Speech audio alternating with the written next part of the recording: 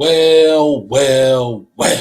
Clemson Tiger fans, college football fans, welcome back to another episode of the All In Show right here on Clemson at the Voice of College Football. Thank you so much for joining me.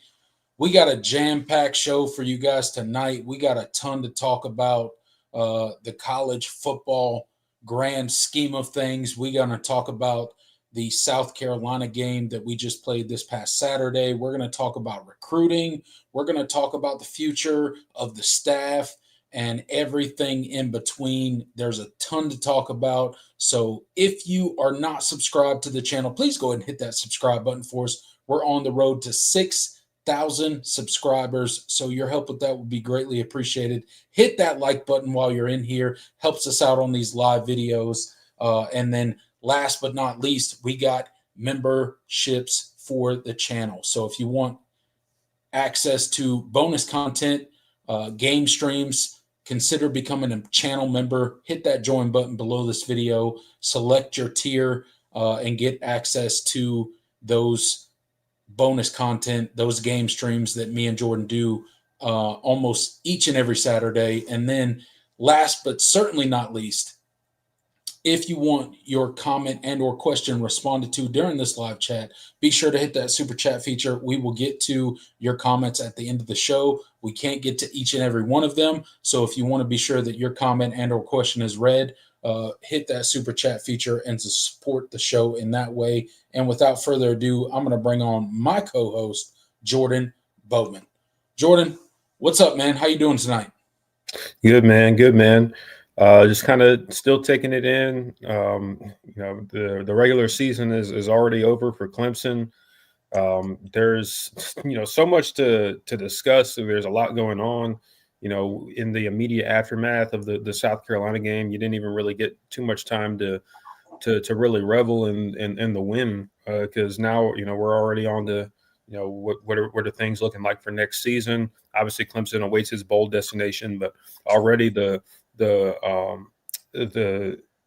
dominoes are starting to fall, and they're being things are being set into motion as we speak when it comes to the roster construction for next year, staff changes, and obviously we got signing day coming up tomorrow. So the signing period starts actually the 4th through 6th, but so it's going to be a jam-packed show. So I'm just excited to get into it. Yeah, absolutely. There's a ton to talk about. You got early signing day coming, which has really become actual signing day in the world of college football. You got the transfer portal opening up at the beginning of January. You got the college football playoff. You got bowl season. There's a ton going on in college football right now. Staff changes, head coaches heading elsewhere for playoff teams. We'll get into that in tonight's show. There's a ton to get into tonight. But before we get into tonight's show, I want to give a quick shout out to the comment section. Before we do that, John Sarian's the first one to get in here. Thank you so much. He's a moderator. He's also a channel member. That symbol to the right of the wrench is his symbol that he is a channel member and that he supports the show on a monthly basis. Kevin Cam is in here. Let's see who else. Zach is in here. KD is in here. Thank you guys so much for being in here tonight. Appreciate each and every one of you for being in here. Jordan, we got a ton to get into tonight, so I'm not going to waste any time at the top of the show because we want to save some time at the back end for our comment section. So let's go ahead and dive into the show tonight. This past Saturday, Clemson took on their in-state rival, the South Carolina Gamecocks, in Columbia, South Carolina, and came out with a win. 28-14 was the final score. It was a game where the Clemson Tigers kind of set the tone early. It felt like they were in control of the game for much of the game, even though it was close for a good portion of the contest. The defense showed out.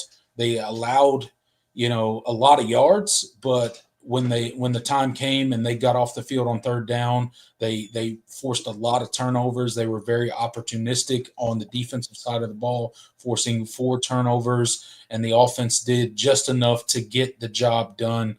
Your thoughts on the Clemson South Carolina game this past weekend, as you've had a couple days to digest the win? Yeah, I mean, as I said on the post game show, it was one of the more complete performances. I Yeah. think just more one of the more complimentary wins that this team played, uh, and it was really nice to see. Obviously, it all kind of come together. Again, obviously, they left some points out there on the field. There were certainly some mistakes and things that could have gone a little bit differently, and you might have won by more points. But I mean, all in all, I felt like that was a game you controlled from start to finish, and just this team has not been able to do that against teams with a pulse for most of the year. So this was it was great that it came against the team in Columbia, but just in general, it was a really nice win, really complete performance. Going back and watching and also kind of diving into some of the stats and the grades. Defensively, obviously one of your better performances. I mean, really outside of 2 plays, this defense was pretty good. They were great at getting off the field. South Carolina was a combined 2 for 14 on 3rd and 4th down. I mean, that's going to win you a lot of football games. And the offense did just enough. And like I said, there were some plays missed out there, but it was a really good complimentary performance. You got great play from special teams. Jack Smith did a really nice job punting and winning the field position. Clemson did a great job at possessing the football, sustaining drives. And when you're facing an offense like South Carolina's that had been struggling at sustaining drives and really heavily reliant on the big play, if you can possess the ball for a really big chunk of the game, it limits their opportunities and it forces them to have to really it kind of shrinks the amount of opportunities they get to hit on those big plays. And so that was really, really pleasing to see. Ricardo Jones on defense ended up being your highest graded player. I think he had a 90.1 defensive grade according to Pro Football Focus. Wade Woodaz was your second most with 80.6, which really kind of highlights the how good the linebackers were. Sammy Brown was a 79.3. And obviously, T.J. Parker was great off the edge, having one of his best games of the probably his best game of the season in terms of sacks and production wise. So, man, just a great win offensively. You ran the ball well enough to keep them honest. Adam Randall had a really nice day. He was your highest graded player on offense. Cade Klubnik, obviously he missed some throws, but he made some plays too. He hit on some really big plays. A couple of them were taken back by illegal formation penalties, so maybe his statistics look a little bit better. Great heads-up play by him on the fumble that was knocked out. It was just that was a crazy play. But to kind of gather it and then beat the edge, the defensive end to the edge and score that touchdown. I mean, that was a big swing in that game. So. Just all in all, great play from the receivers. The offensive line did what they had to do for most of the game. And, I didn't have too many complaints in terms of how you got this done, considering how the season has gone. Yeah, I mean, this season has been an extreme disappointment for the Clemson Tigers. Let's not sugarcoat it or make any mistakes about it. It has been a very disappointing season for the Tigers, but both teams came in somewhat of disappointing season. South Carolina came into the season with much higher hopes than obviously they finished with. They're not bowl eligible, obviously, only winning 4 games. Clemson coming in, being a ACC championship contender and a college football playoff contender and seeing what they were going to do in the college football playoffs, and none of that came to fruition. There was a point in time in the season where a lot of us college football fans and Clemson fans in particular were wondering if Clemson would even be bowl eligible at this point in time in the season, and they are. They rallied back. They go 7-5 in the regular season. They got a bowl game coming up. It remains to be seen where they will end up in the pecking order of the bowl games. but they will be in a bowl game this year. And Saturday was really a breath of fresh air for the Clemson Tigers. It was a game that, the offense and the defense both played really well for majority of the game. And as close as the game was for a big portion of the game, it felt like Clemson was in control the entire game. Like watching that game, you look at the box score and you're like, oh, South Carolina was competitive in the game. That really wasn't the case for majority of the game. It felt like Clemson was in complete control of that game. There was no point in time when I was watching the game, when we were on our game stream, that I ever thought that Clemson wasn't in control of the game. They just felt like they were more physically dominating on the lines of scrimmage than South Carolina was. Shout out to a lot of the players. I mean, Wade Woodaz probably had his best game of the season. You mentioned TJ Parker. He probably had his best game of the season. Jones in the back end probably had his best game of the season. There were several guys that stepped up. Ashton Hampton stepped up in a big way with the absence of Avion Terrell. He went out in the first half, never came back in the game, and he did his best against one of the best wide receivers in the country for South Carolina, and did his best in covering him. And he really only had one big play in the game. Really, two big plays along the defensive side of the ball was the story for South Carolina. Outside of that, the defense did really well. Yes, did they give up quite a few yards, but South Carolina finishing the game, I think 1 of 11 on third down, was really the story of the game. They got off the field when they needed to. South Carolina went on a couple different drives within the game, but ultimately Clemson's defense stood up when it needed to, and it was really probably the most complete game from a Clemson team that we've seen all season, and it couldn't come at a better time. It was, heading into that game, disappointing season. You really had nothing to play for as far as postseason wise. You had already made a bowl game. South Carolina really didn't have anything to play for. They could not achieve bowl eligibility, whether they won the game or they lost the game. So it kind of lost a lot of its luster heading into it. But when you watch the game on the field, you could not tell that those were two teams that were, one was, both were disappointing seasons.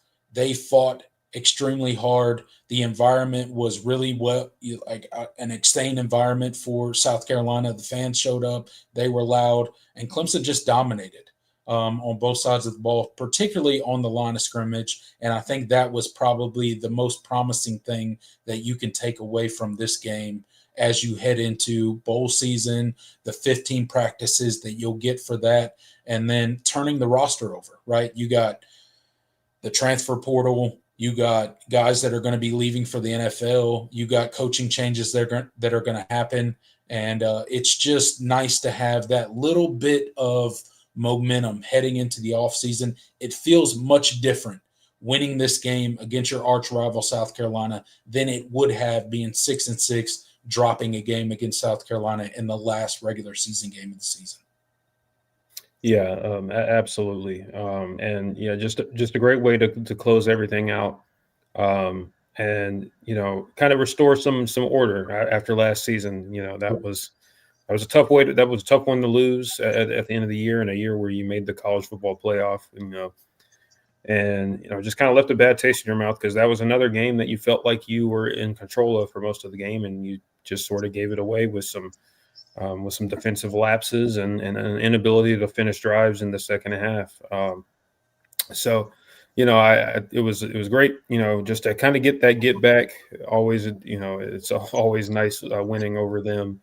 6 straight in Columbia it's a great achievement. That is, it's a rowdy environment, as you mentioned, and obviously just with how the season has gone, a lot ending it with a loss to the Gamecocks. Honestly, it it feels even it would if you had lost, it would feel even worse because knowing that you still have to play another game after that and you kind of move on, and your season isn't like mercifully over. So winning that game gives you more positive, warm and fuzzies going into December and bowl season. So, yeah, just great team win. Happy for the guys. Happy for the team, and what was otherwise a really disappointing and really catastrophic year in a lot of ways. Yeah, absolutely. And shout out TJ Parker, Sammy Brown, Wade Woodaz.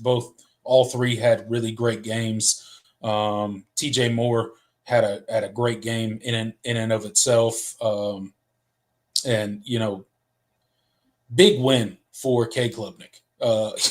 We talked a lot about legacy heading into the South Carolina game, and I think K Klubnik did a lot for his Clemson legacy. Going 2-1 against South Carolina is a monumental feat when it comes to thinking about he has not thrown a touchdown pass against South Carolina. His entire career has never thrown a touchdown pass against South Carolina, had several rushing touchdowns, have had several big throws, but never thrown a touchdown pass against South Carolina, but still goes 2-1. And I think that goes a long way when it comes to K Klubnik's legacy, when it comes to Clemson, and how he'll be remembered as a Clemson Tiger quarterback. Yeah, absolutely. It was important just for kind of how he's going to be remembered. I think K Klubnik, when you look back on his career, I mean, regardless, it's going to be one, you're going to get different opinions from different fans. Because, statistically, he's going to leave as one of the better quarterbacks to play here. And I mean, I do think he is one of the better quarterbacks to play here. But, just given the context in which he was here and, in the aftermath of one of the best run in school history, it wasn't up to the standard, and I think that's the thing that many people aren't going to be able to shake. But I think with more time, I think as we get farther removed, I think people will remember his career a little bit more fondly. There were plenty of ups. A lot of people will remember the downs, but there were plenty of ups and really exciting moments, and he gave us a lot of memories. So. I appreciate what K Klubnik was for Clemson and what he meant to the program and how much he cared about the program. That's one thing I'll never question about him is his love for Clemson. He really he's a Clemson guy. Like that's never had to question whether he cared. I mean, listen, you've got South Carolina fans, ripping into their quarterback, Lenore Sellers, for on social media because of how he acted after the interception at the end of the game. Man, when Cade lost the game last year on an interception, he told the media he went into his car and cried. I mean, you just listen. That guy's from Austin, Texas. Had no previous connection to Clemson before he was recruited. And so you could tell the passion, the love he has for the university. And I don't take that for granted. So as much as we've criticized him over the years and frustrated at times, he's a Clemson Tiger at the end of the day, and I'm appreciative that he put on the paw and I think I never questioned that he gave 100% when he was out there on the field. So that's how I'll choose to remember K Klubnik in his career, and he's still got. We're kind of giving a wrap up of his career. He's still got one more game to play because he did say he will play in the bowl games. So hope he gets to end his career off with a win. We'll see what the destination is. Yeah, absolutely. And to speak of a legacy game, Adam Randall, 24 for 102 and a touchdown, 4.3 yard average on the day.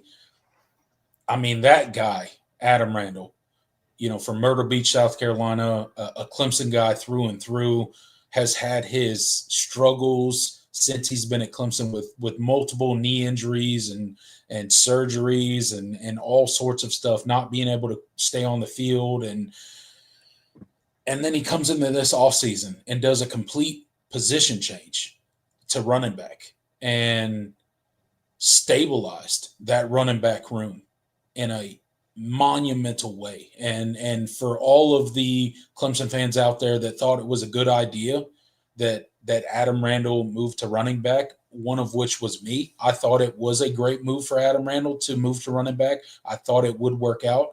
But even me, I never thought it would work out as well as it did. Adam Randall has been a staple of this Clemson offense. He's been a absolute terror on the ground. The transformation that he has made in one single offseason to become a very good college running back is amazing. And it shows his true love for the Tigers, much like Cade Klubnik. That guy's a Clemson guy through and through. I'm excited that he made the change. I think it definitely changed the trajectory of what Clemson was offensively this year. And I really hope he gets an opportunity at the next level because he's a Clemson guy through and through. And I wish him the best going forward. I wish he had another year, but he does not.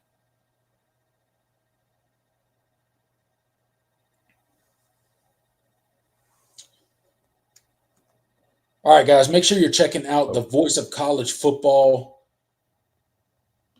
page over there. We have a website, vocfb.com. That's vocfb.com. Your one-stop shop for all things Clemson football, all things college football, all things Voice of College Football. Our show schedules are there off to the left. There's a bunch of different articles that are written each and every day. There are fan pages and all sorts of stuff. So go check it out, vocfb.com. That's vocfb.com.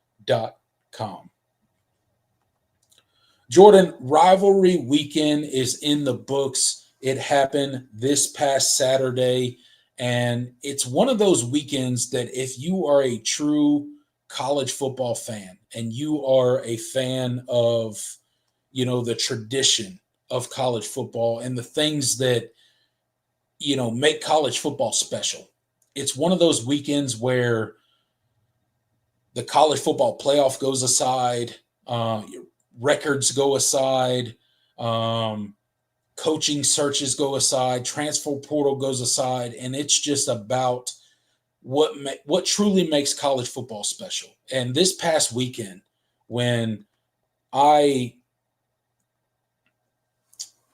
watched all of the rivalry games, Clemson, South Carolina to be included, but all of the ones. It was certainly a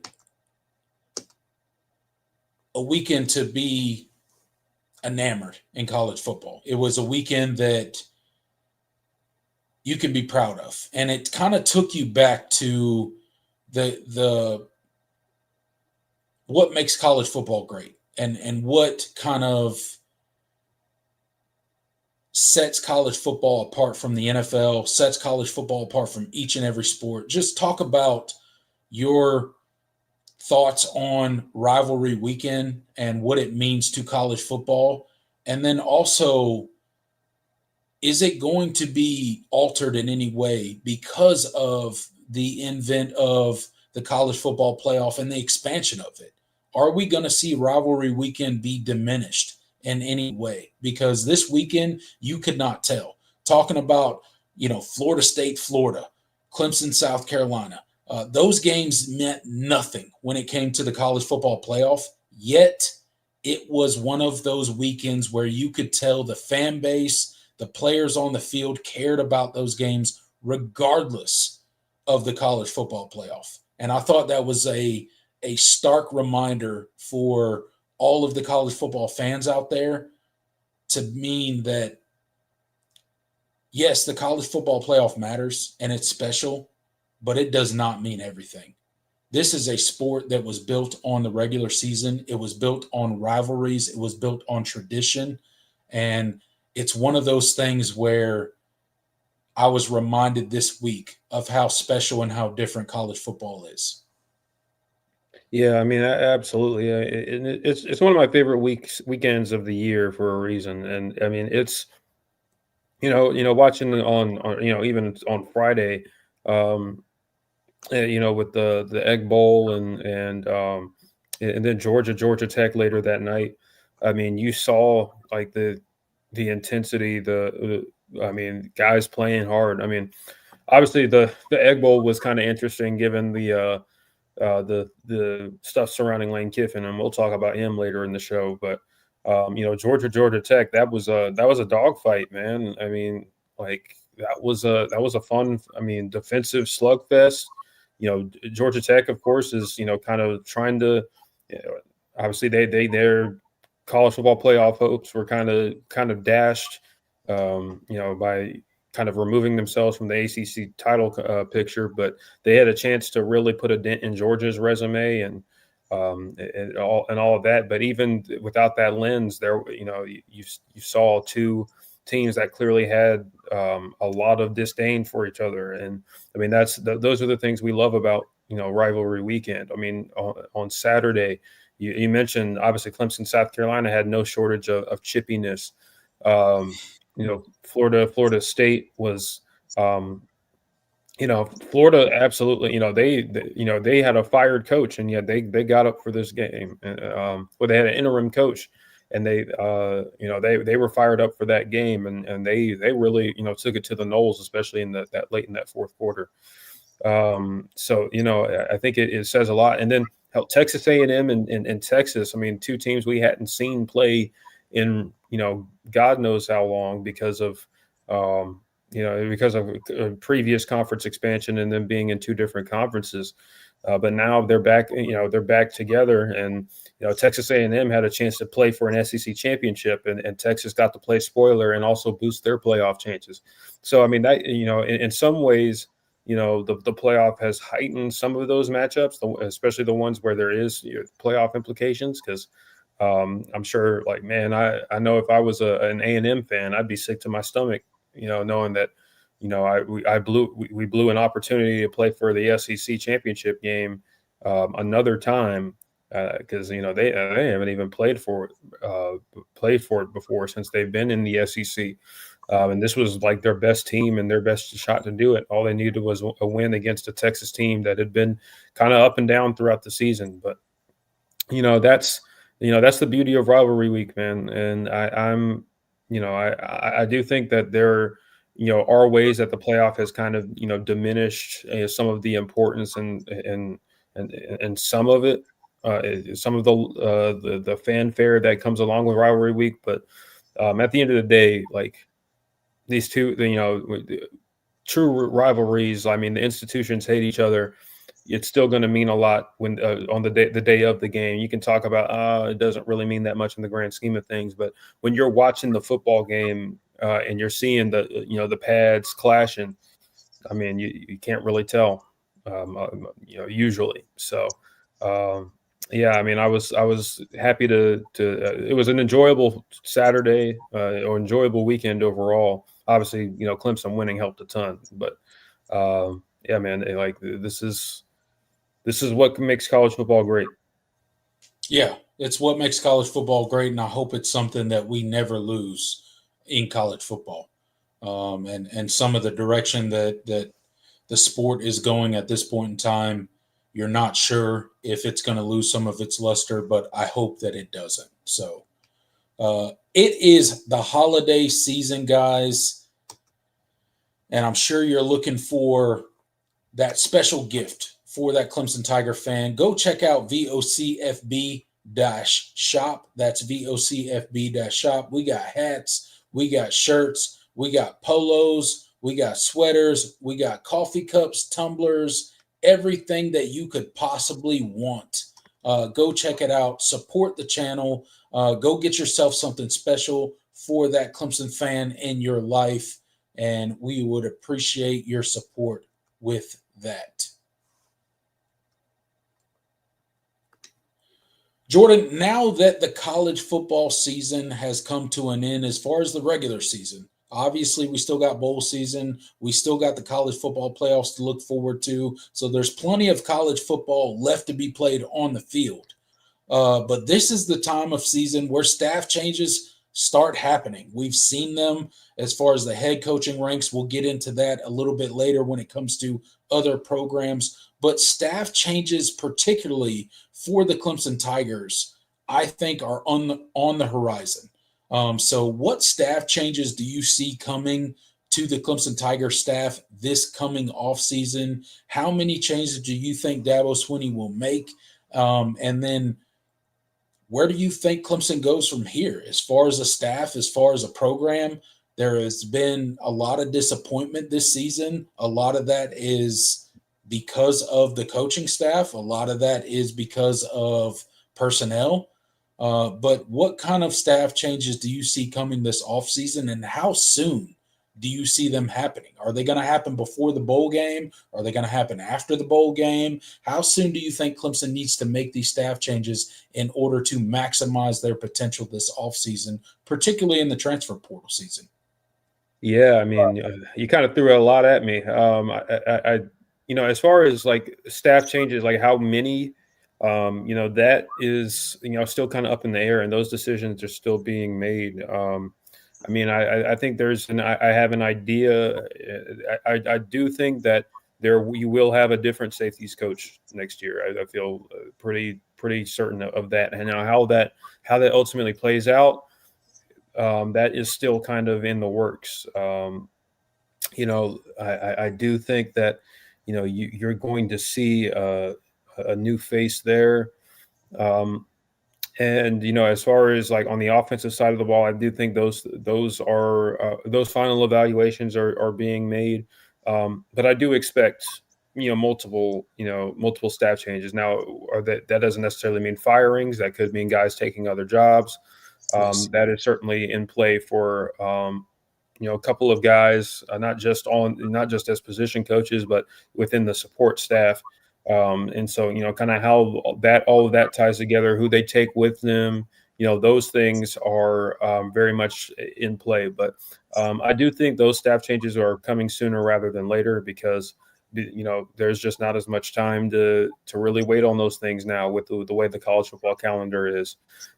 So I definitely think you will see some changes made in the near future. Like I don't think it'll be after the bowl game at the very least.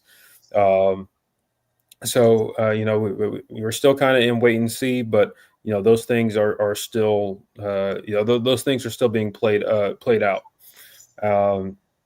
And I'm really interested just to kind of see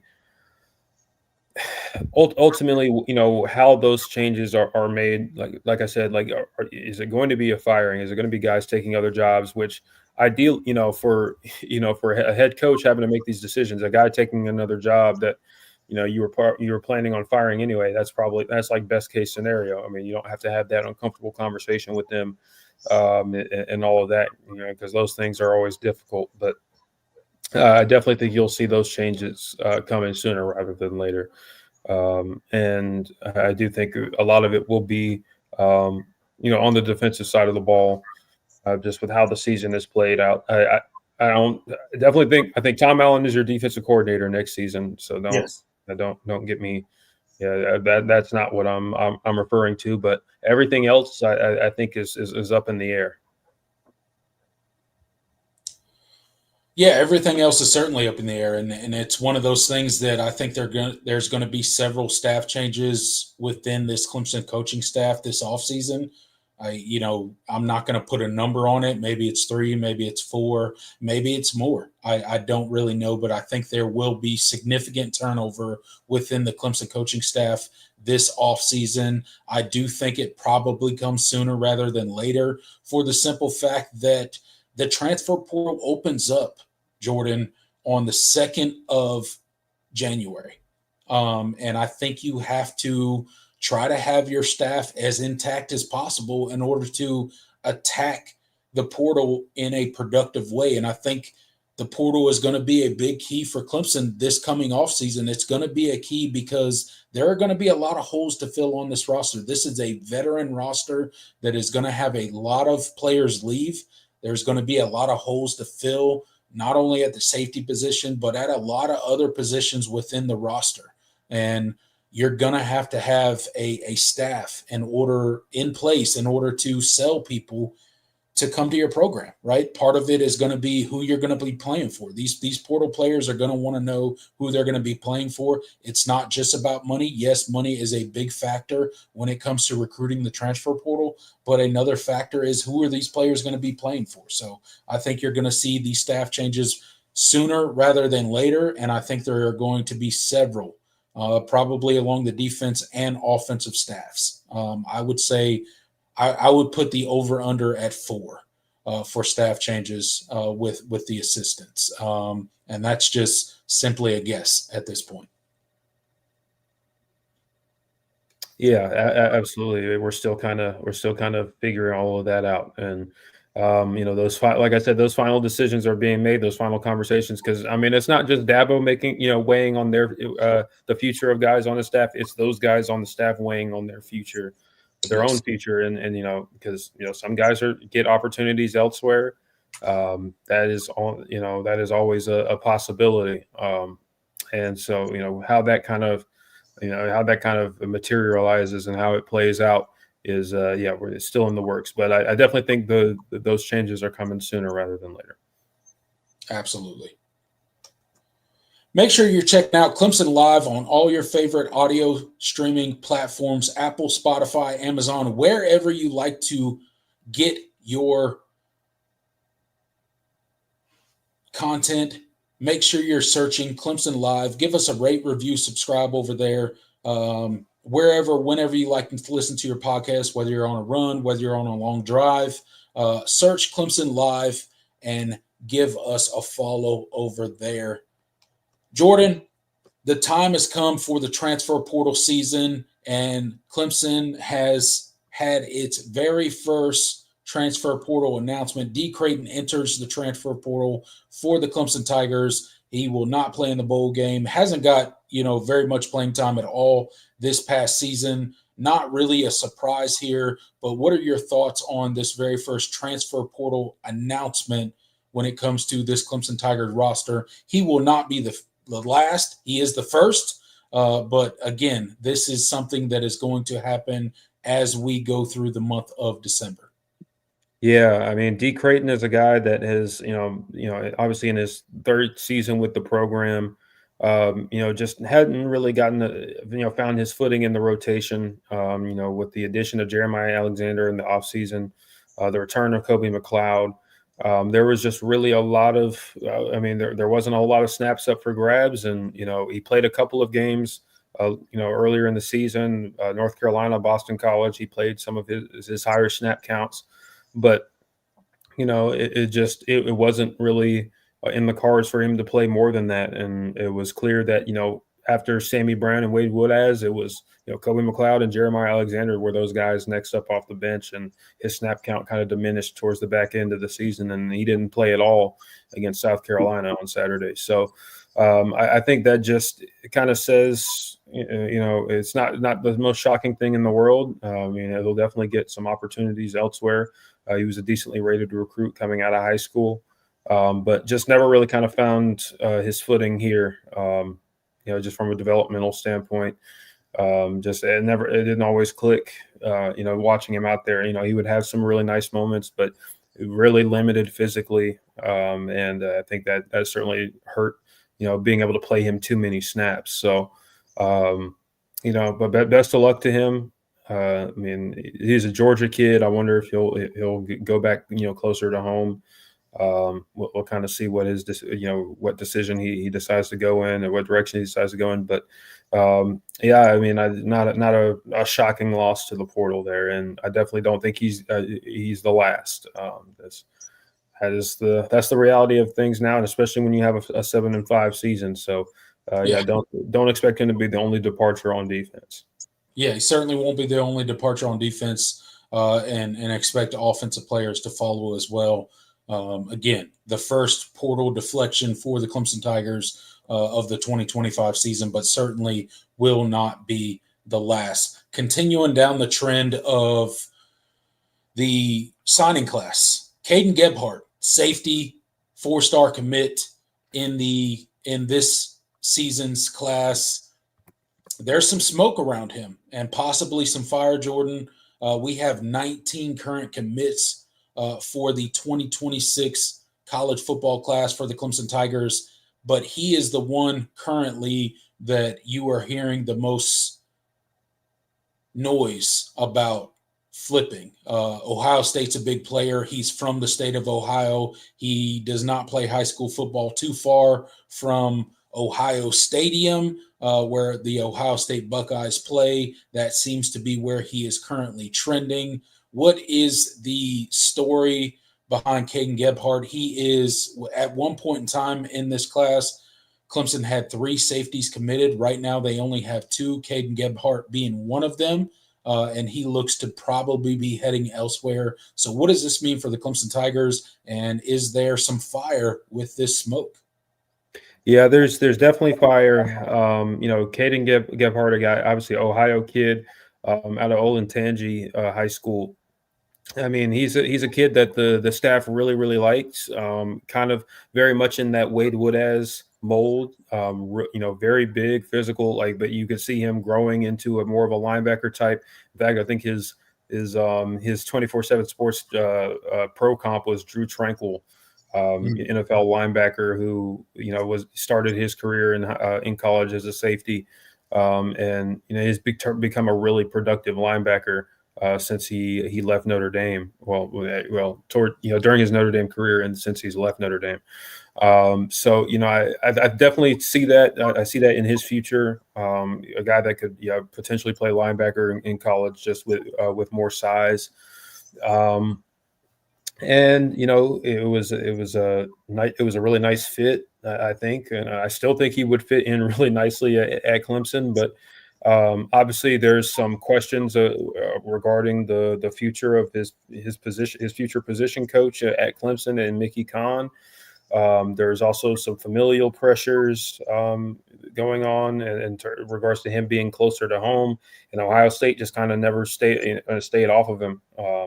And I definitely expect him to make his decision to flip. I mean, that may be on signing day, but maybe he'll come sooner. But there's definitely fire with this smoke, and that means that's another loss to your what was a really nice safety class is now down to 1. I think there's a really good safety in Polo Anderson, but it's a far cry from the safety class you were going to be bringing in with Anderson, Gebhart, and Blake Stewart, of course.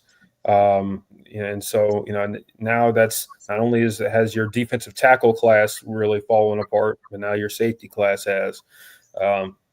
So that's not good. I liked Gebhart a lot as a prospect. Thought he would develop nicely. I don't know if, like I said, I think he probably would ended up playing linebacker potentially, but I think that's still a massive loss. And hey, you have 1 linebacker committed in your class anyway. So either way, you're losing. You're going to have 1 of a safety and 1 of a linebacker. So just not ideal. I don't expect any other.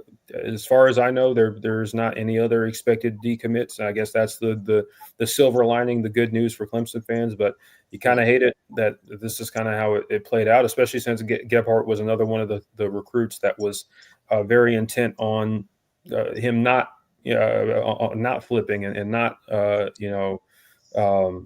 defecting when other guys were. So, hey, but that's the reality of recruiting. I mean, words don't only mean so much nowadays. So it is what it is.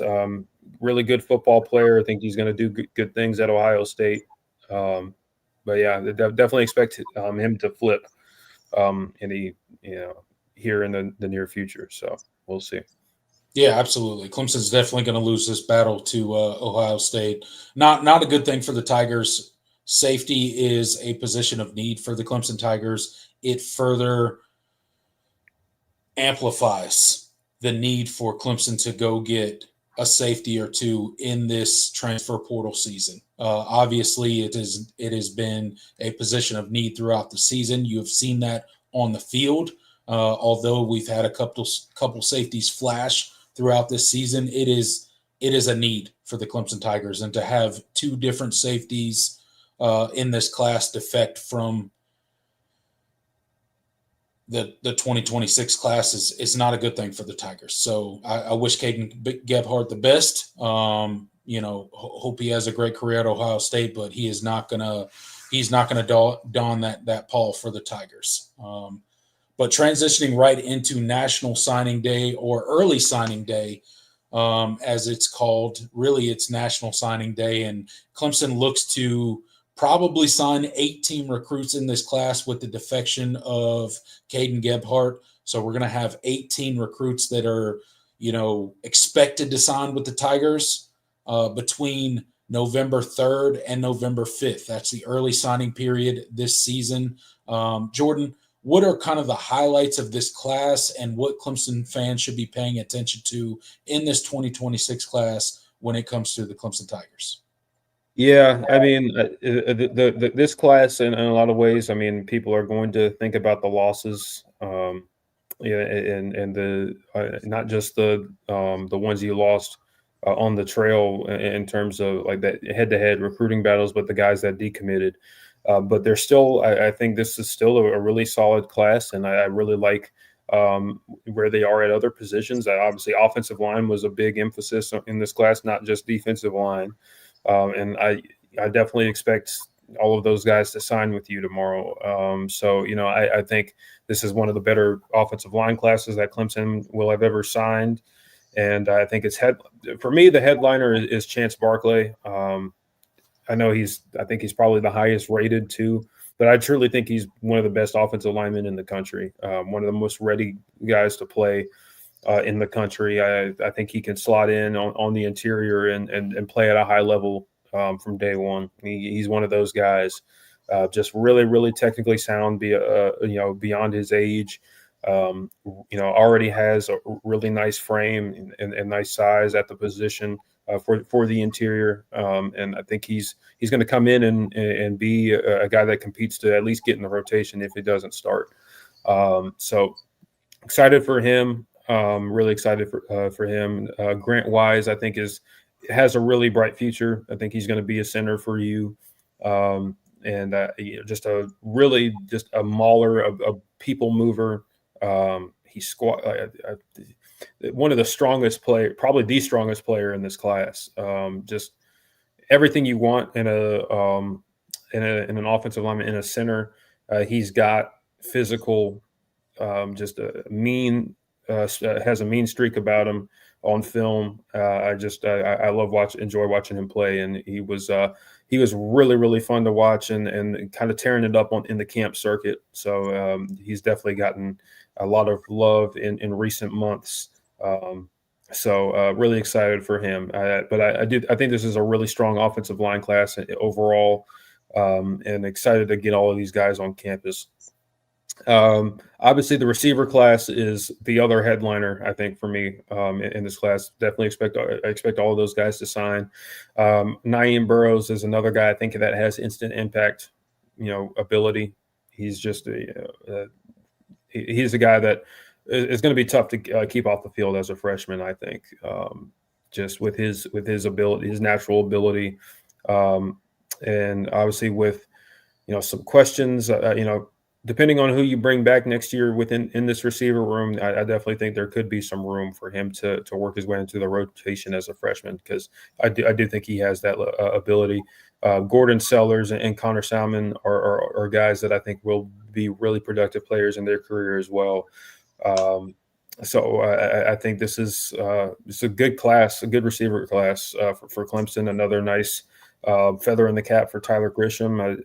I don't really understand why he gets the at this point in time, he's still getting sort of the ire that he does from Clemson fans, because I really think he's done a good job the last couple of years. And obviously recruiting has not been a problem. I think you're going to be well stocked with talent next season, as long as you hold on to guys. So, yeah, been happy with the receiver play largely this year. It's not their fault that the other parts of the offense have struggled. So, I think this is a really nice class, and guys that I think will be productive players in their career. So let's see, who else did I want to mention? Obviously, your one tight end commit, Tavion Wilson. I really like him.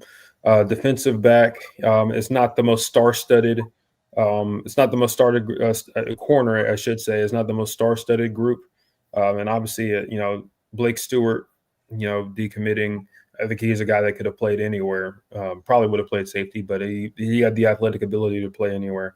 That's a massive loss. But Marcel Gibson is a guy that I think Clemson fans he's kind of been an afterthought because he committed so early, and he committed in March, and we just kind of didn't really talk about him much. He was on a star-studded defense, so I mean that also didn't help. But he's a guy that's had a really, really nice senior year.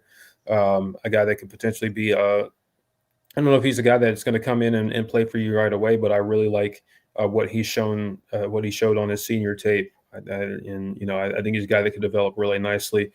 And obviously, and I guess I'll finish it off with the quarterback position because that's who we're going to have our biggest eyes on in the offseason. Tate Reynolds coming in, spent most of his senior year out with injury, so I'm really intrigued to see where he's at coming in, especially considering he's also going to be preparing to play baseball. I'm not really expecting him to come in and compete for the starting job at this point in time. It doesn't seem likely. He already hasn't been playing the quarterback position for very long, and the injury setbacks have certainly haven't helped. But I really like his long-term ceiling with his physical traits. He's a guy that I think has all the tools that you would want in a high level Power 5 starting quarterback. I mean, just the athletic ability. He's got a really, really nice arm. He'll probably have the best arm in the room if he comes in, just in terms of pure arm strength. And then obviously he's a well-built kid already. He looks the part. So really interested to see where he's at, coming in, because hey, maybe he surprises us all and he's more ready to go than we realize. And hey, that's all the more. That's great, and it only helps Clemson in this scenario when there's a lot of uncertainty at that position going into next season. Yeah, absolutely. The quarterback position is definitely going to be a position of concern for Clemson this offseason. There's a lot of Clemson fans out there that are, touting for different quarterbacks that are currently on the roster to start the 2026 season. But, you got two quarterbacks coming in this class, Tate Reynolds and Brock Bradley, both dual sport athletes. Tate Reynolds, a guy that, he's big, he's strong, he's got a strong arm. Didn't play majority of his senior season, got hurt, I think, in his first game of the season and missed, pretty much his entire senior season. So that's definitely a concern.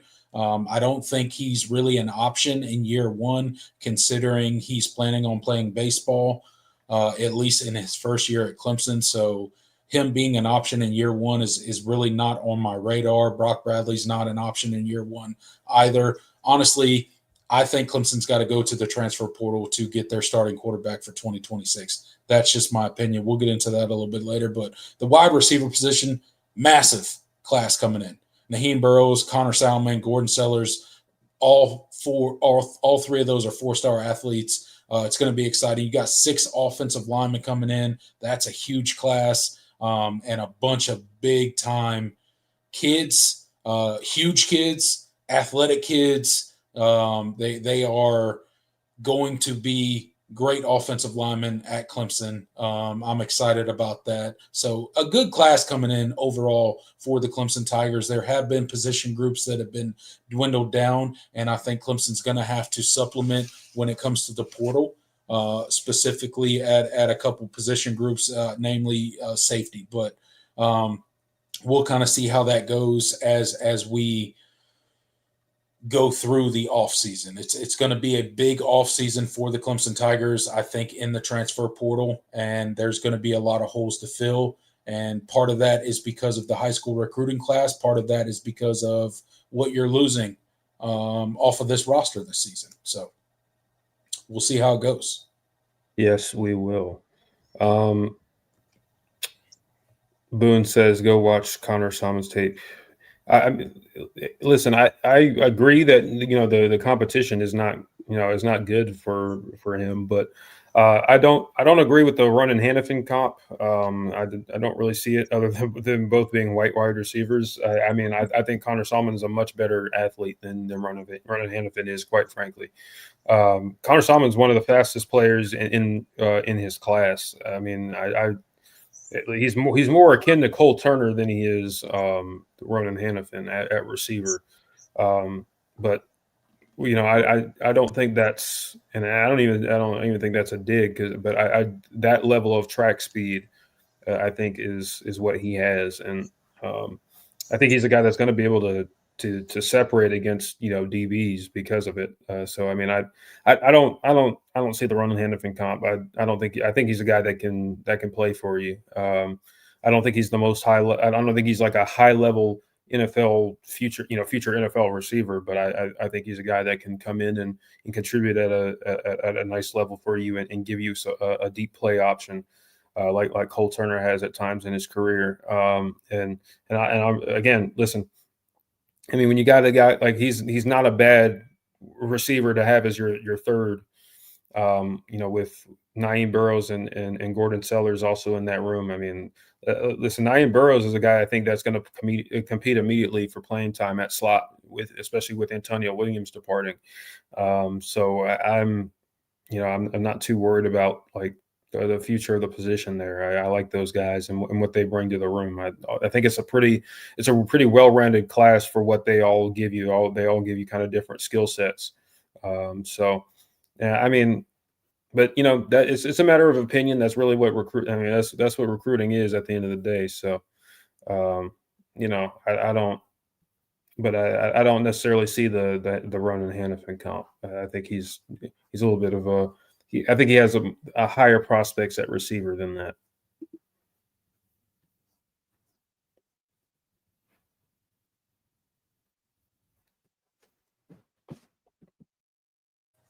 So make sure you guys are liking and subscribing to the channel. Hit that like button, really helps us out on these live videos. Consider subscribing. Me and Jordan do this all-in show every Tuesday, year around. Whether it's college football season or the off season, we are right here chopping it up about Clemson football, college football, and everything in between. So your subscription would be greatly appreciated. Come stick it out with us through the off season. Jordan, most recently, the Lane Kiffin saga has come to an end at Ole Miss. He is now the head coach for the LSU Tigers. Clemson will be playing them in week 1 next year. It's going to be an exciting time. Lane Kiffin is obviously probably the most sought after coach this offseason, and it brings up a lot of problems that are currently in college football right now, particularly with the calendar. First and foremost, what comes to mind when I think about this whole saga that has happened with LSU and Ole Miss and Lane Kiffin? I mean, Ole Miss is a playoff team right now. They are preparing for a playoff run, and their coach, Lane Kiffin, heads off to LSU to be their head coach. Ole Miss obviously says, no, you are not going to stay here and coach us through the playoffs. You need to exit stage left and go ahead and get your career started at LSU.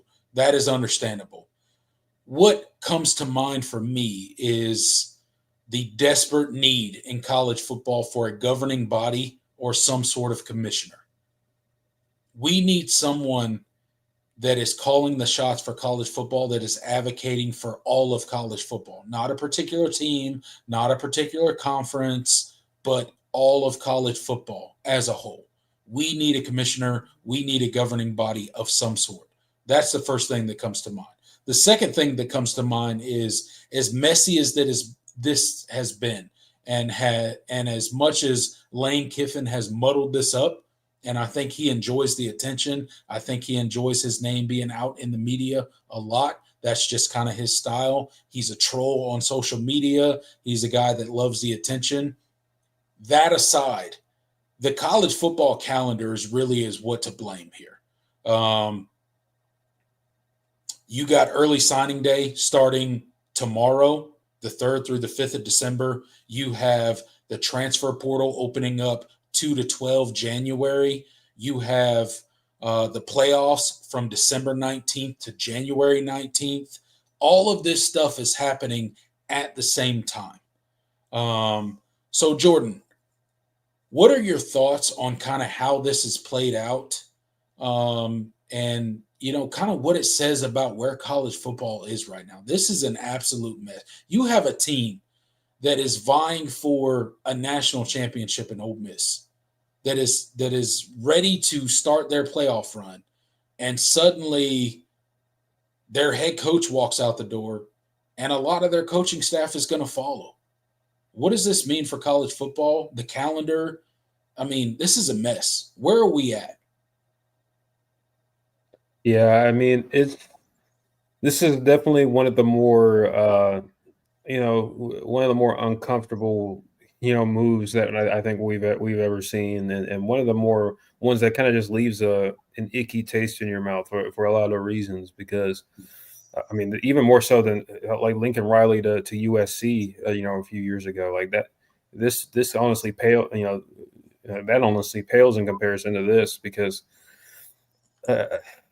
I mean, for one, Lane Kiffin had a chance to be, the greatest head coach in Ole Miss history, for really, I mean, at least in relevant Ole Miss history.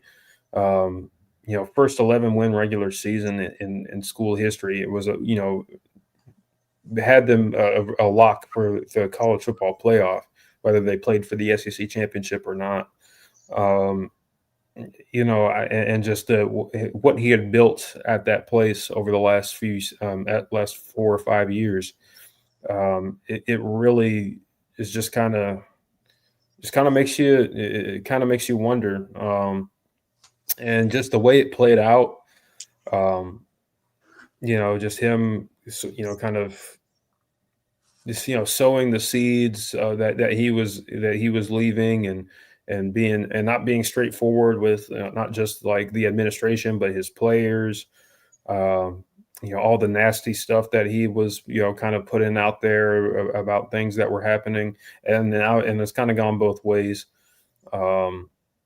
And just all the front facing and all the things that he did on social media. It just kind of makes you, it's like, this is not how this is supposed to play out. Like this is not how these things typically happen. I mean, sure, you've had some ugly departures in years past, but like, and there have been some, some hurt feelings and things like that. But this is pretty gross. And I don't know if it's going to be like, this is going to be something that happens regularly in college football. I think Lane Kiffin is a unique case study because of just his personality and how how he goes about doing things. He's not a very loyal guy. I don't think he's as much as people enjoy, his antics on social media and in press conferences. I mean, he's like that all the time. And I think that's the thing that kind of makes me, it's like, ew. I mean, he's not really he's not a guy that I would necessarily feel comfortable sending my kid to be coached under.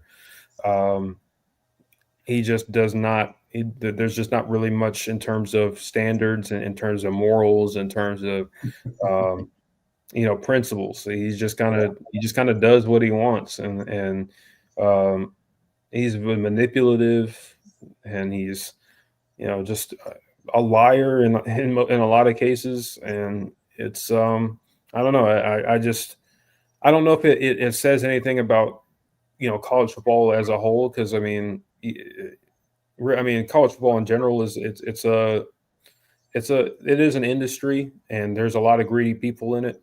So like I don't know if it's like a I don't know if it really says all that much, but I just think in this particular case it was pretty egregious, and there are better ways you could have gone about that.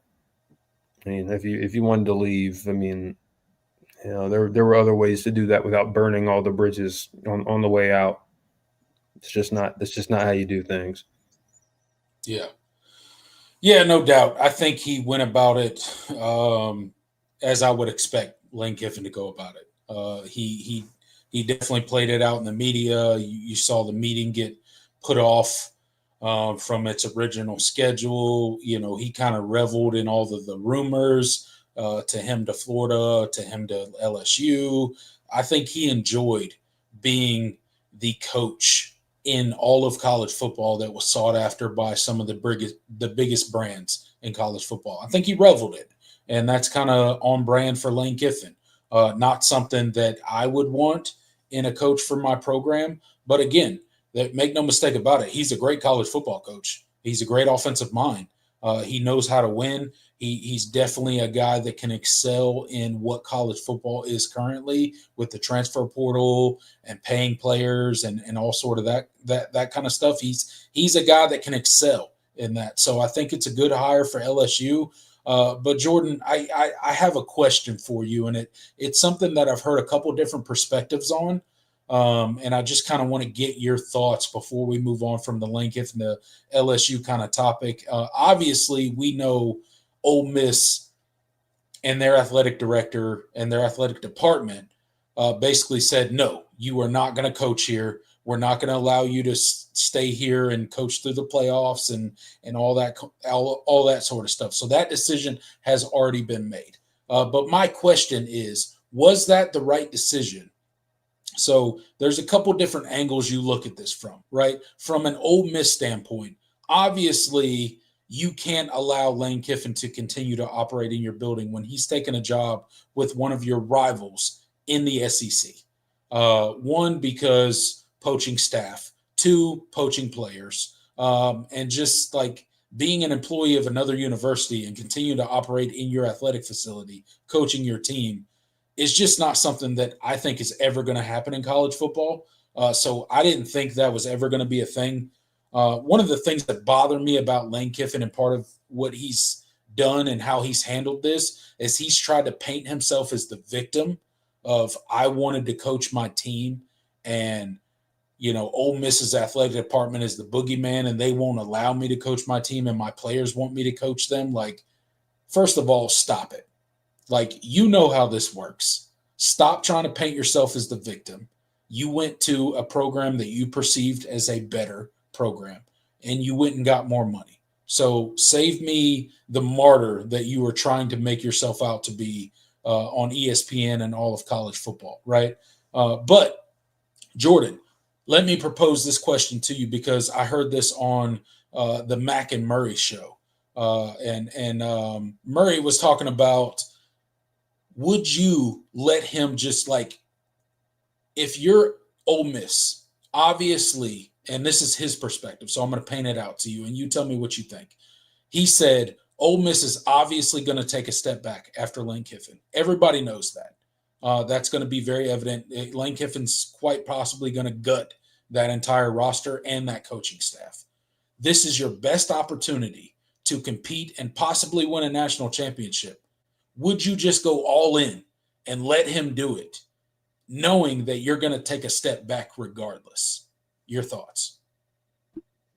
Yeah, I mean, there's a real argument that they could have gone about it in that way.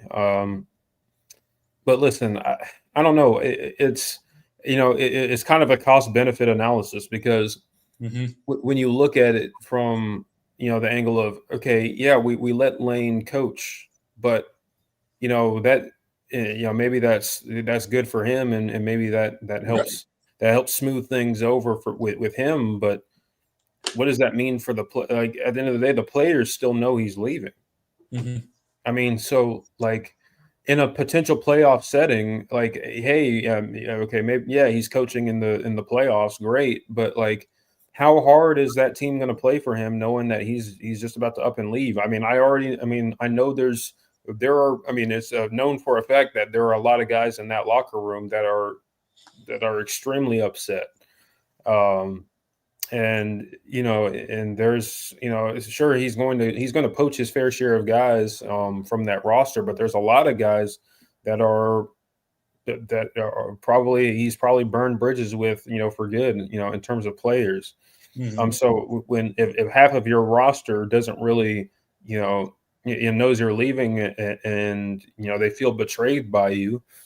Yeah. I mean, how are they going to play in a playoff setting? I mean, Right. you could scheme up the perfect game plan, but if they're not gonna play at 100% for you, then I mean, you're not gonna win anyway. So, at the end of the day, maybe it probably was just better to say just go ahead and cut ties now. I mean, and you know, put a guy in charge that the players are at least going to rally around. And from what I understand, I mean, Pete Golding is a guy that's well respected within that roster. So, they said we'll just make him the guy, and so it doesn't change. It probably changes a lot in terms of obviously just having Lane Kiffin as a game day coach, and obviously his scheme. But I mean, they're still going to run the same things more or less that they ran all year. They're not going to install a whole new offense for the playoffs. So you might as well just roll the dice and just give a guy a shot with the guys. Give a shot with a guy that the players are going to want to play for at this point.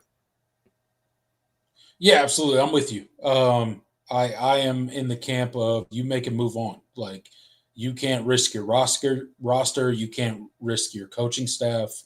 And frankly, he chose another SEC school over you. And I think you do exactly what Ole Miss did. You promote a guy from within, and you see what you can do in this playoff run. You're not going to lose any guys right now, so you still have everything in front of you. And this is quite possibly something that could galvanize that team, and they could go on a run in this college football playoff. We'll see how it ends up for LSU, or excuse me, for Ole Miss. But I think they made the right call. I don't think there's any way that you could let that dude last another day in your football program or in your football facility. There's absolutely no way. One, the way he handled it. Two, I don't think there's any program on the planet that would allow that to happen. Yeah, you can say that it would give you a better opportunity to win, but to your point, would it really? I don't know. So I think their best option is exactly what they did. And I don't think it's that controversial. I know there's a lot of people out there that are like, oh, they should have let Lane Kiffin coach for what? Why? What does Ole Miss owe Lane Kiffin? They don't owe him anything. And I really don't. It doesn't sit well with me that he's out in the media trying to play the victim and then villainize the Ole Miss athletic director like he's doing something wrong. You chose to leave. So don't sit here and act like a victim now that you chose to leave your college football playoff team that is well within their ability to go on a run and possibly win a national championship. Don't sit here and act like a victim now. So I think Ole Miss made the right decision. How it plays out ultimately in the playoffs, who knows? We'll see. Yeah, we shall. And just the other angle obviously is in the Clemson angle is you got to open at Baton Rouge next year, and that whole game has taken on a different sort of sort of shade now just because of all of this. And Yeah. Dabo Swinney versus Lane Kiffin, I don't believe they've ever faced each other as head coaches in their careers. Nope. No. Yeah, obviously they did face Lane Kiffin when he was at Alabama as offensive coordinator, but I'm excited to get that opportunity to hey you have a chance to really start the Lane Kiffin era LSU off on a bad note, or you can Right. give him a lot of momentum. I don't know if it'll necessarily matter because as much as we've been ragging on Lane Kiffin, I think he is going to win at LSU. Yeah, I think he is too. Yeah, I think he is. does he win a national championship? We'll see, but I think they're going to be a consistent winner with him. I just his offense coupled with the access to talent that he's going to have at LSU, a school that basically recruits itself anyway. He's going to have all the skill talent he could ever ask for. He's going to be able to recruit defense. As long as he gets quarterback decently right every year, which he tends to do more often than not, they're going to be really, really good year in and year out. Hate to say that, but as much as you dislike the guy as a person, he's a good football coach, and he knows he knows how to build a roster. He's done that at a really and I mean this level. and what college football is currently, like Lane Kiffin is made for what college football is currently. Like this is the best era of college football if you're Lane Kiffin. Yeah. So we'll see how it works out for LSU and Ole Miss as they go into their playoff run. Make sure you're checking out the Amazon link right below this video. In the description of this video is an Amazon link. As you're doing your holiday shopping, you're already going to buy a ton of stuff on Amazon. Go in there, use the Amazon link. It doesn't cost you anything. It doesn't change the price of anything. Simply what it does is give the support back to the Voice of College Football and give us a little kickback there. So hope you'll use the Amazon link as you do your holiday shopping. Jordan, last topic we're going to talk about tonight is Dabo and Clemson's future. And I have one question for you to kick off this segment. Is this the biggest or the most pivotal offseason of the Dabo Swinney era? The most pivotal offseason of the Dabo Swinney era? I mean, I guess in this chapter of Dabo Swinney's tenure, and that's kind of a cop-out answer, but I mean, you do. I mean, there's arguments to be made for 2008. Well, after 2008, of course, after his interim season, he gets the full-time job. There were a lot of changes he made in that offseason, and that led to that team going to the ACC championship the following season. Obviously, 2010 is up there following the 6-7 season, lost to South Florida. Yeah. I mean, obviously that was when you brought in Chad Morris. 2011 was another pivotal offseason when you brought in Brent Venables after the Orange Bowl debacle. Post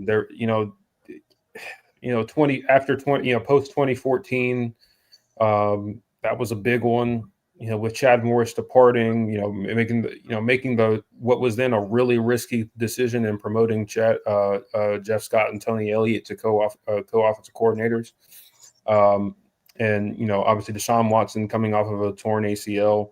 There was a lot of expectation for that offense, and obviously it turned into one of the best seasons in school history, and they got back to they got a chance to play for a national championship.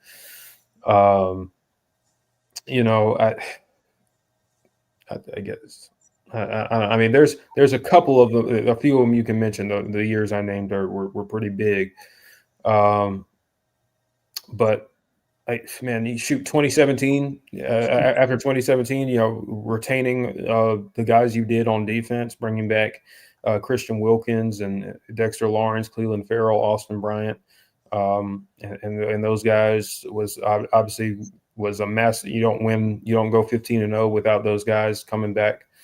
So like, I don't know. In this era of college football, this is certainly the most pivotal off season for Dabo for a lot of reasons. I think this is the season where you have to fully embrace what college football is, and I think so far, based off of the people I've talked to, that seems to be the areas trending when it comes to at least the transfer portal and the roster construction and the plans for next season with regards to the staff.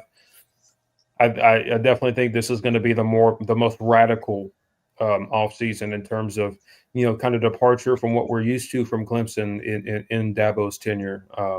And I think for that reason, yeah, I guess you could make an argument just because, this is it's kind of make or break on whether or not you are serious about getting back to the mountaintop. Because if you don't do it then now, I mean, when are you going to do it? Right.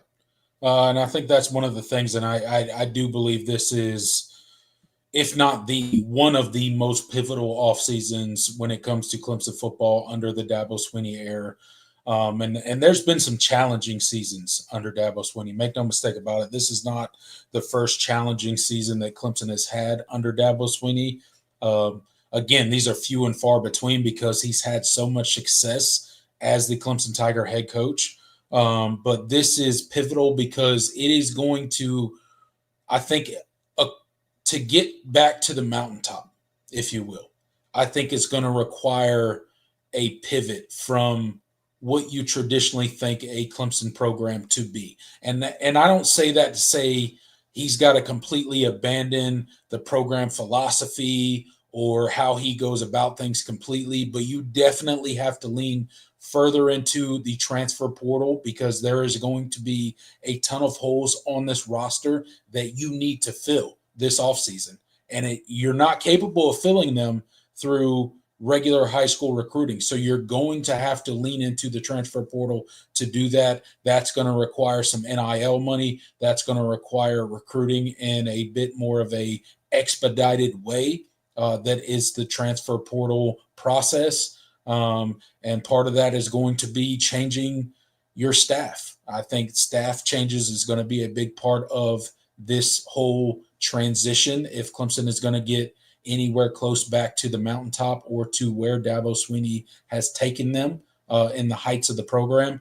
But, with that said, I think it is important to recognize what Clemson has accomplished this season.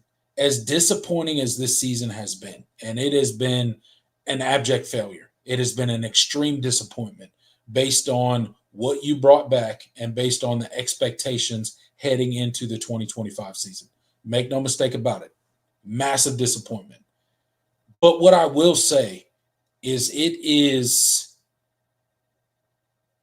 commendable that Dabo Swinney still possesses in year 17 the ability to motivate players when they essentially have nothing to play for when it comes to postseason goals, right? When it comes to the playoffs, when it comes to real postseason success. I mean, there was a time where this team was so far beaten and battered that we weren't sure if they were going to make a bowl game. And here they sit at the end of the season, 7-5, with the potential of finishing the season at 8-5 if they can win their bowl game. So Dabo's ability to motivate a team with zero playoff hopes, what does that say about his program? What does that say about his culture? And honestly, how many teams in college football could do that at this point in time? Because what I don't think gets talked about enough is how rare that is. As disappointed as I am as a fan and as unacceptable as this season has been, you do have to look back on the 2025 season and be like, there's not many college football programs out there or teams that would have gotten to the point where Clemson is now at the end of the season based on their preseason expectations and based on how the season started in September. Yeah, I mean, there's not many teams in college football that would have done, and not with the expectations that this team had, kind of rally and salvage what they could. I mean, again, we're not here to paint this season as anything other than what it was. This was a failure of a season for a lot of reasons, but we at no point during the season did we want this team to just pack it up and quit. We wanted them to try to win football games. There's nothing good comes from losing football games in college football. It just you don't get. There's no first round draft pick that you can get or that rewards you for tanking. I mean, if you suck, you suck, and then it affects other parts of your program negatively in terms of recruiting, investment, all the work, everything you could think of, branding. And so, I mean, there's nothing good comes from losing, and the way this team was able to turn around is definitely commendable. And it does say a lot. I mean, Dabo certainly had, he rallied the troops. I mean, this was he was willing to, and one thing he was willing to do was listen to his staff, and especially listen to the guys that he had brought in. It wasn't his idea to elevate Thomas Allen and be a bigger voice in the safety room. It was Tom Allen. And so, I think that's an example of Dabo just kind of, realizing, hey, I got to put the success of this football team before, a guy that, I roomed with in college, and a guy that I've known my entire life and have been close friends with my entire life. I got to do what's best for the football team and these players. And obviously you saw the safety play get a lot better, in the back half of the season. And so I was really pleased with that. And so I think that's just one example, but I think it says a lot about this program, and there's still some resilience. I mean, if kind of like 2023. I mean, you start out 4-4 and win out. That team certainly had a lot of reasons to fold it in and quit. They didn't have the same championship level expectations that maybe this team had, and they certainly weren't viewed as like a super uber talented roster like this team was. But it's the same principle. I mean, Clemson is a program that's been used to, at least under Dabo over the last 10 years, as being a perennial playoff contender. And these last 4 or 5 years have been a stark departure from that. And I think and these players that signed here, didn't come here expecting to win 7 games a year. They came here to compete for championships, and right. Knowing that they weren't going to do that, they like I said, they could have folded it in and called it a day and quit. We've seen other programs and other teams over the years do that, but this team didn't. Yeah, I mean, it does say a lot, and it is going to be a massive offseason for this program in terms of not only sustaining the culture, but improving on it, and also in improving on the process that this program is built on, in order to get back to the mountaintop. Yeah, absolutely. I think it says a lot about it, and I look forward to an offseason of transition. I look forward to an offseason of change, because it is certainly needed in Clemson, South Carolina. There has to be change on the staff. There has to be change in the personnel, and that's going to require transfer portal and bringing in new blood when it comes to the coaches. So we will see how the offseason transitions and molds and goes through its ebbs and flows as we go through this college football playoff and still cover college football, but we will also be covering the offseason that is the Clemson Tigers and what changes are to come. I think all fans are excited about the changes that are potentially coming. And I do think that Dabo Swinney wants to get Clemson back to that mountaintop. And for that reason, I do trust that he will make the necessary changes that need to happen between now and the 2026 season. And that's going to require some staff changes and a lot of transfer portal, which is going to be new territory for the Clemson Tigers. Yeah, absolutely. This is going to be uncomfortable for a lot of people in that building, but things that need to happen. All right, guys. Well, that does it for the planned portion of our show. We got 30 people in the live chat right now. Thank you guys so much for being here. We are an hour and a half into the show right now.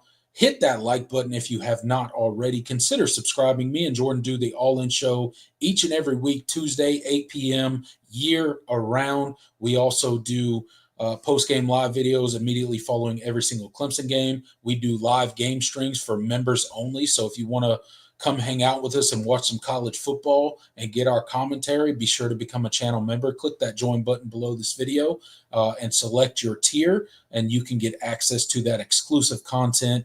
Appreciate each and every one of you being here tonight. The show is not over. We are now going to turn it over to you, the comment section, and respond and answer as many questions as we possibly can before we get out of here tonight. So, Jordan, let's see what the people are talking about. Absolutely, let's do it. Let's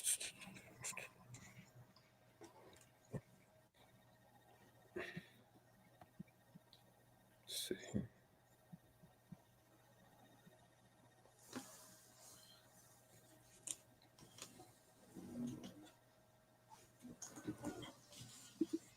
John said, life is full of non-optimum choices. Kiffin wanted the LSU job, but he's such a D-bag. He let it play out so poorly that it did max damage to him and all involved, in my honest opinion. Yeah, I mean, I agree. I mean, it's not that he took the LSU job. It's the way he tried to, kind of play both sides and be the way he was about it. It was pretty scummy and two-faced about it. Like, hey man, like just call it like it is. Just say it's like, listen, LSU, it was a better opportunity, and I'm going to take it. I mean, yeah, like you're going to hurt some feelings either way, but the way he did it, he was, you burned all the bridges. Like, I mean, that guy is going to be public enemy number one in Oxford now for basically the rest of his life. Like, they don't forget that. That's one of those things you don't come back from, no matter how successful you were. And that's disappointing because he was leaving a really, really strong legacy at that school. I mean, in a time where it's harder to win in the SEC than ever, he built Ole Miss into a perennial winner. Yeah, I mean, he could have been, the coach at LSU. He could have had a legacy there. He could have, been, if you equate it to a Clemson, like he could have been the Dabo Swinney of Clemson at Ole Miss, and he chose not to. And I get it. I mean, LSU probably has way more resources. Obviously, the atmosphere, the pedigree at LSU, the players they put into the NFL, just the history that LSU has, obviously pales in comparison to Ole Miss. But he chose what he chose. I mean, I get it. I think he just handled it the completely wrong way. Not that there's a great way to handle it with the current college football schedule and kind of the calendar that is college football right now. It's a mess.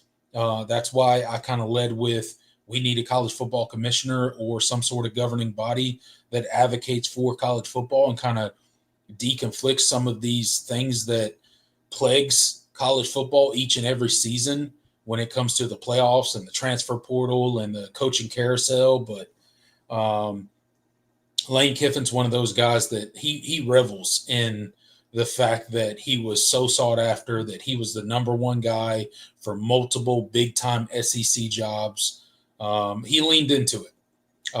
And now he wants to play the victim now that he's become the LSU coach, he wants to try to spin it and play the victim and try to, be like, oh, Ole Miss's athletic department are the bad guys because I can't coach. Miss me with that. That's nonsense.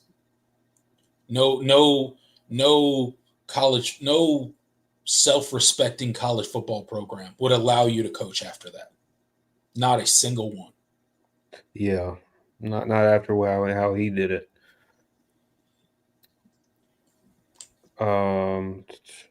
Isaac says, I joined late. Did y'all talk any about James Franklin and all the recruits he's flipping from Penn State. The conference is better when Virginia Tech's competitive, good hire for the conference. Yeah, I mean, absolutely. I mean, I saw that he flipped the 4-star kid quarterback, Yeah. Troy, can't remember his last name.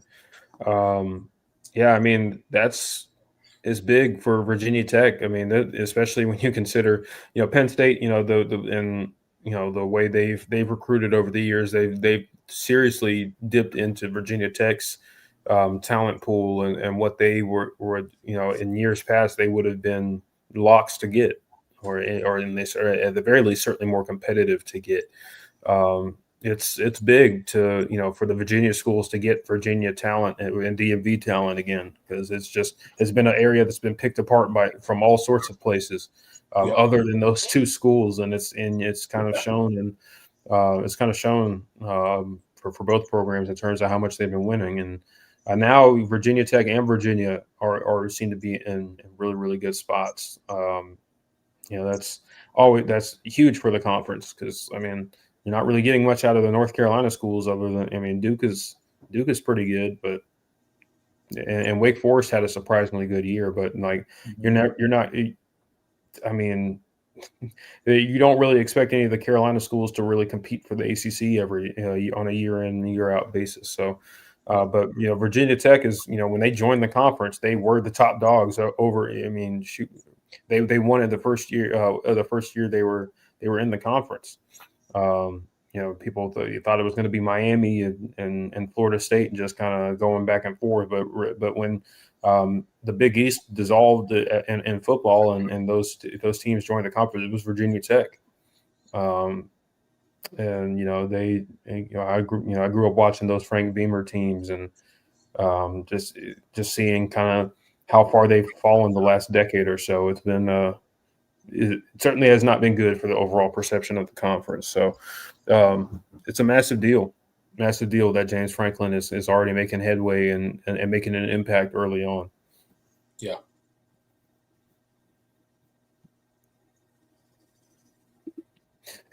KD says we might suck, but at least Beamer or Norvell ain't Clemson's head coach. I mean, tell it. That's true. I mean, that is one thing we always got to remind ourselves. Things could always be worse. We could be South Carolina or Florida State. So. Yeah, I mean, look, things have trended down in recent years at Clemson, compared to the height of where Dabo Swinney took us. But I still believe in Dabo Swinney, and I'm still very thankful that he is the head coach at Clemson. There's a certain amount of stability that comes with that, and I do not believe that he is okay with where the program has been over the last several seasons. I don't believe that he doesn't want to win more national championships. I think he does. Now, will that happen? Who knows? Like, there's a lot of things that go into that, and college football is a very volatile sport. But I don't think that Dabo Swinney is just going to rest on his laurels and his 2 national championships and not try to attempt to win more. I don't believe that. Will his way ultimately be successful? We will see. But I think we are blessed as Clemson fans and Clemson alumni and all that to have a guy like Dabo Swinney at the helm of our program. So, Absolutely. I'm not happy with where we're at, but No. I'm happy with the coach that we currently have. I'll put it that way.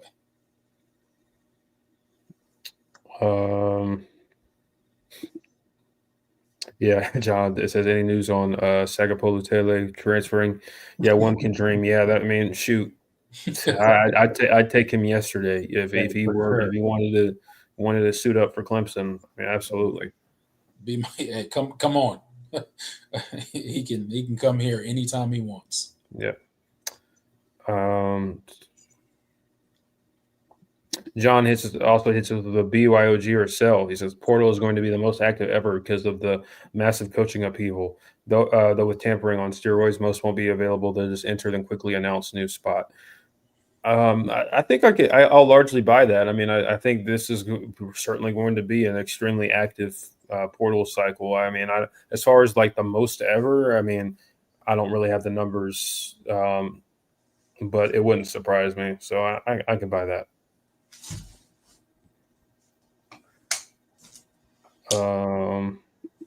David says the next month in college football is going to be anything but boring. Yeah, that's absolutely. I mean, this time of year, it's going to be fun.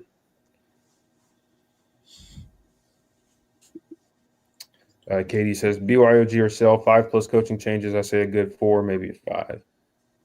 I mean, if you include, like, are you just like talking on the like the position coaches, or are you including like the support staff and things like that? Because I mean, I'll definitely buy if you include support staff too, because I definitely think there will be changes there as well. So, yeah, I'll go ahead and buy.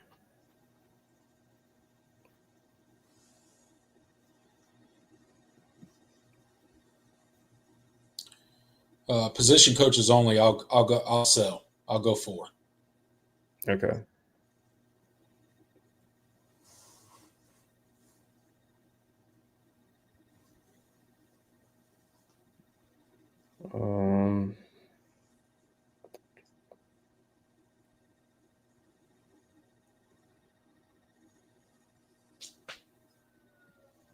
Yeah, Justice. I'll need extra security for that Ole Miss game next year in Oxford. Yeah, that's going to be something. That's going to be there's going to be must-watch TV.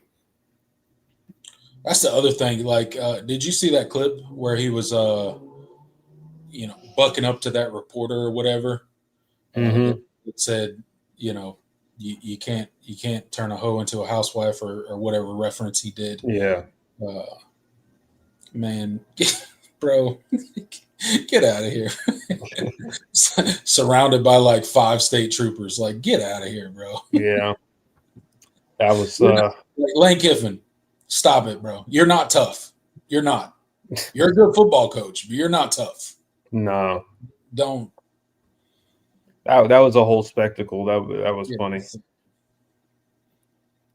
As good as a football coach as he is, I would not want him as my head football coach.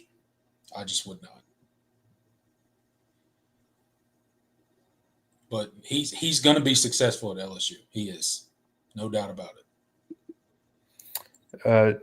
Tiger Tom says like LSU or not, one thing to be said for them is they want to be champions at the top of the heap, and they'll do whatever they perceive it takes to get there. Yeah, I mean, I mean they are kind of the epitome of investment in football and all in on football. I mean, there hasn't really ever been a time, at least in my lifetime, where it was like, man, LSU just really doesn't.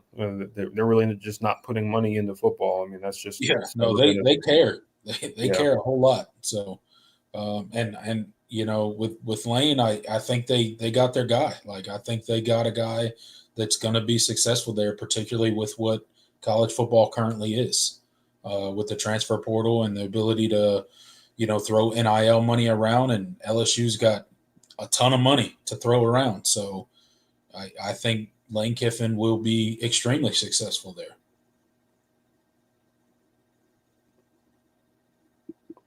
David says, no hate for LSU. I think they hired some terrible coaches previously, but this could go sideways in a hurry. Bama's only going to get better, and Georgia is going nowhere.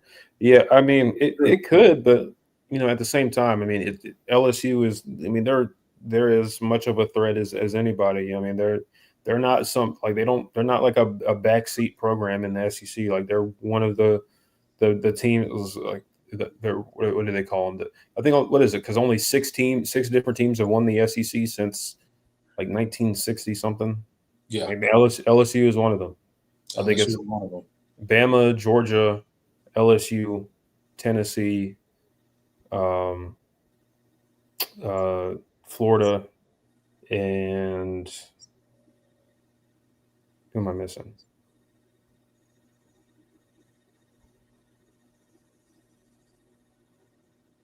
I'm missing somebody. Auburn. Duh. And they've won what national championships with each of their last 4 coaches outside of Brian Kelly. Brian Kelly. So Yeah. they're used to winning. Man, you're not going to last long there if you don't win. And that's kind of one of the downsides for Lane Kiffin. And I'm not saying he won't be successful there. I think he will. But one of the things for Lane Kiffin is like the leash that you had at Ole Miss does not exist at LSU. Like if they don't win an SEC championship, at least at a minimum in the next 3 years, Lane Kiffin's going to be on the hot seat, ready to get fired. Like they have to compete, win an SEC championship, and then compete in the college football playoff, like within the next 2 to 3 years. If not, LSU's going to move on. Like that, that's the place that he's currently at. Like this, what was okay at Ole Miss, that ain't gonna fly at LSU when it comes to winning football games. No, sir. Not at all. So, I think he'll be successful, but the pressure is certainly far more significant where he is currently at versus where he came from. Do y'all think LSU was too quick to fire Kelly? What you could make, some people would make the argument, but I don't know the things that were going on internally. I think the big thing with Brian Kelly is he was never truly a fit at LSU. I don't think he fit the culture. I don't think he, kind of meshed with the boosters and kind of what LSU has going on down there. So I think it was easier for them to move on because I don't think they really liked him. If he would have won football games, they don't care. They'll keep you around regardless. But because he wasn't winning at the level that they wanted him to, and they didn't like him, it was easy for them to move on. That's right. That certainly was a big part of it. James, any surprises for tomorrow, good or bad? I mean, we did, in terms of signing day, I mean, we did talk about Kaden Gebhart likely flipping. So, I mean, if you haven't heard about that, then maybe that comes as a surprise. But anything else, I'm not expecting anything. Kaden Gebhart will be an Ohio State commit. Everybody else should sign as expected. Yeah.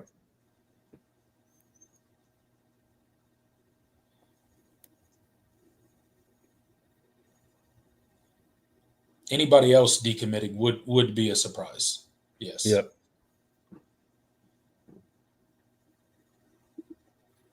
Yeah, John makes. We'll end it off on this note. On this one, John says the funniest part of this crazy ass season is the first to pull the trigger is the last to get a coach. Penn State, huge debacle for them so far. Yeah, and I think that's a team that has that's a program that kind of read the room wrong. And really kind of did themselves a disservice the way they did. I mean, like, because unlike the other coaches that have been fired this cycle, like James Franklin was not losing. I mean, obviously this season was obviously a far cry from where they wanted to be, and it was not going well.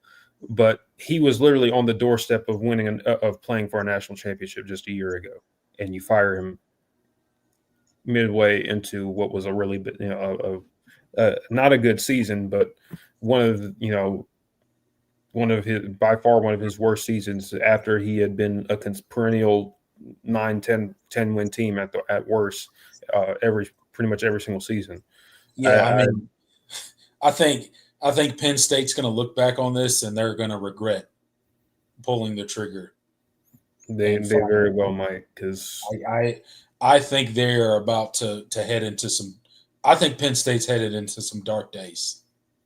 It very well could be. I mean, I still think Penn State invests a ton in like money wise. Like they're not going to be hurting for cash in terms of like who the next guy will be. But like, Yeah, This here's the this cycle was such a bad time because they as soon like Penn State, opened up, but then soon after Florida opens up. Yeah, I'm taking Florida. I'm taking the Florida job think, over Penn State. Yeah, I think the optics also hurt Penn State. Like, yeah. James Franklin having the success he did a year ago and being one play basically away from playing for a national championship. And then you fire him so early in the 2025 season, part of that is like when you're interviewing prospective hires, like they look at that. They're like, bro, like what like like so if I don't compete for a national championship every year, I'm done, essentially.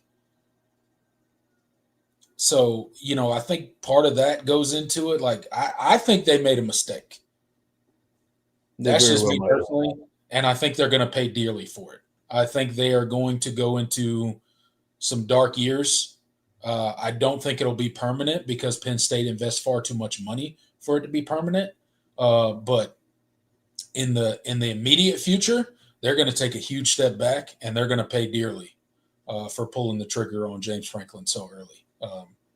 That's just kind of my thought process on it.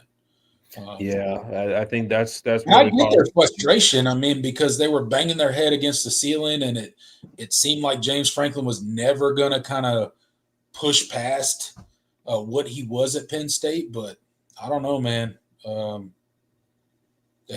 They might be on the Wisconsin path. Yeah. And that's Wisconsin was busy winning 10 games a season and banging their head against a very similar ceiling that Penn State has been banging their head against with James Franklin.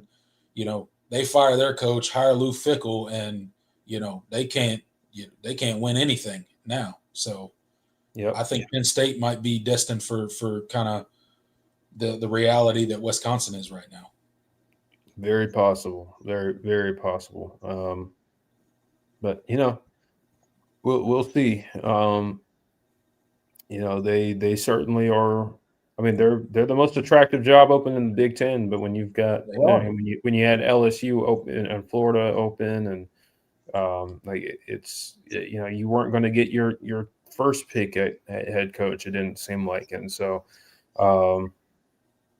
But we'll see. I don't know what the internals are over there, and maybe there's, or maybe they just they just haven't, they're taking their time, but or maybe they have the guy they want, and just working out the detail. I don't know.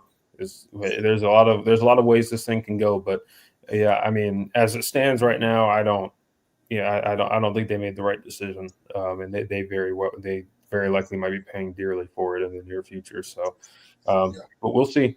We'll see. We shall see. All right, y'all. I think that's going to do it for us. I feel like we did a pretty good job. We had a lot of content to cover, but I think we got through it in a really, really timely manner. But more so than pretty good for our standards, at least. So yes, that's right. Yeah. I'm grateful for all of you guys that are still with us. Still got 24 in here. If you haven't already, please hit the like button. Make sure that you guys are sharing this show with your friends. As you know, we're still building and getting closer, ever so closer to that 6,000 subscriber mark. So all of your help is greatly appreciated. Thank you to our channel members that joined us tonight. Obviously, John Sarian. David, I know David Lowry was in here. Yes, sir. There you are.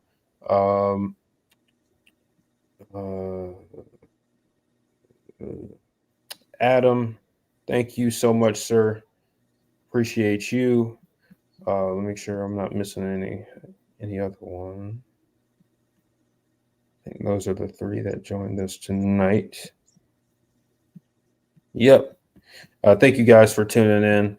And of course, if any of you guys are interested in becoming channel members, the link is in the description. Also in the join button. Select any tier gets you the little symbol next to your name and gives you access to all of the exclusive live streams we do and the other exclusive content that we'll be doing throughout the off season. So y'all make sure to stay tuned for that. We'll certainly have more to talk about next week as after conference championship and all the things. Once we know Clemson's bowl game destination, there will certainly be more to talk about in regards to potential transfer portal departures. What is Clemson looking at in terms of making transfer portal additions of their own? All of that and more will be discussed next week. So it'll be another pretty big show. In other news, Clemson is taking on Alabama tomorrow night in basketball. We'll certainly have an opportunity to talk about that in the SEC Challenge. Excuse me. Y'all make sure to go and support. If you're in the Clemson area, go to that game. Not the Clemson area, but if you're in the Tuscaloosa area for any reason and want to go to that game, that's going to be a really big one, and it'll be Clemson's our biggest early season test so far. So as of late, they've had some success in Coleman Coliseum. They've won the last 2 meetings there against some good Bama squads, but obviously they're really good this year, and we'll see whether this version of Clemson can match up. So I know you guys want us to do more other sports coverage, so thought I'd mention that before we sign off on here.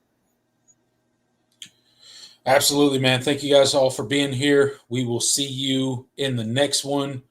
And go Tigers. All right. Later, y'all.